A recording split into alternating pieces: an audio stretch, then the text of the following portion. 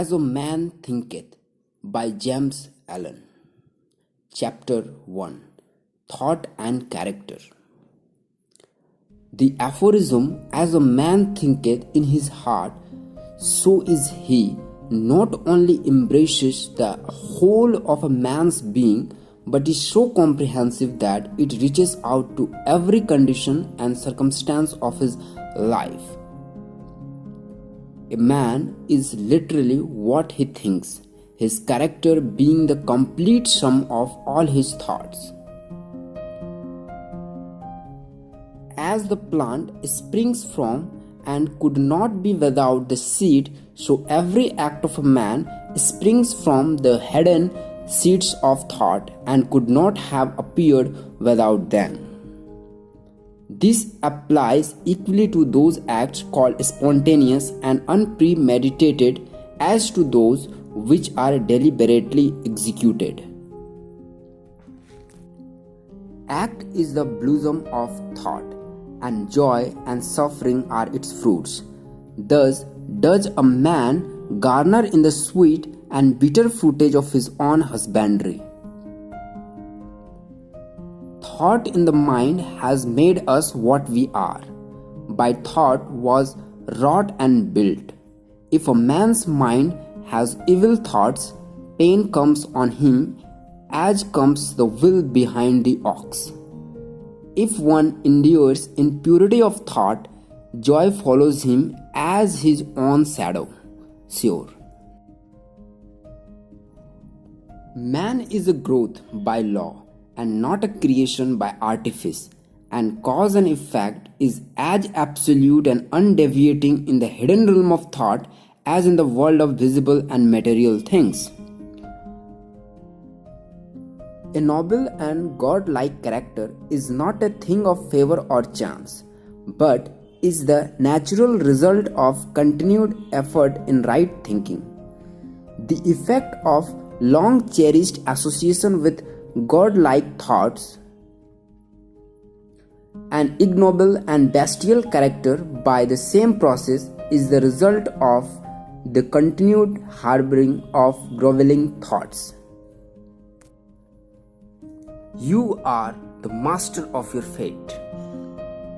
Man is made or unmade by himself. In the armory of thought, he forges the weapons by which he destroys himself. He also fashions the tools with which he builds for himself heavenly mansions of joy and strength and peace.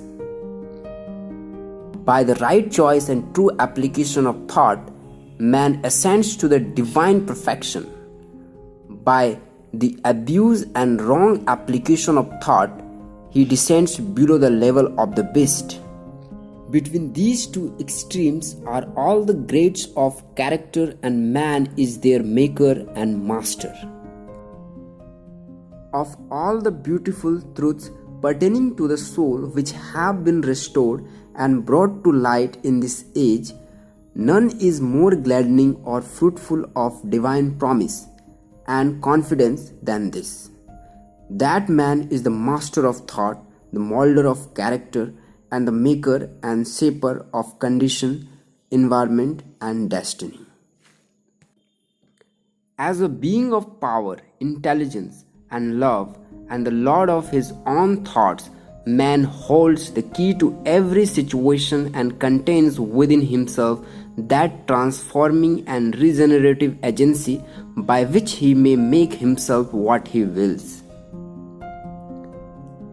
Man is always the master even in his weaker and most abandoned state.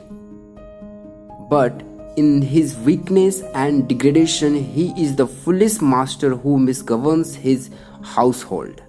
When he begins to reflect upon his condition and to search diligently for the law upon which his being is established, he then becomes the wise master, directing his energies with intelligence and fashioning his thoughts to fruitful issues. Such is the conscious master, and man can only thus become by discovering within himself the laws of thought, which discovery is totally a matter of application self-analysis, and experience. Seek and you shall find. Only by much searching and mining are gold and diamonds obtained. Man can find every truth connected with his being if he will dig deep into the mine of his soul, and that he is the maker of his character and the molder of his life and the builder of his destiny. He may unerringly prove if he will watch, control, and alter his thoughts, tracing their effects upon himself, upon others, and upon his life and circumstances, linking cause and effect by patience, practice, and investigation, and utilizing his every experience, even to the most trivial everyday occurrence, as a means of obtaining that knowledge of himself which is understanding, wisdom, power. In this direction, as in no other, is the law absolute that he that seeketh findeth, and to him that knocketh it shall be opened. For only by patience, practice, and ceaseless importunity can a man enter the door of the temple of knowledge.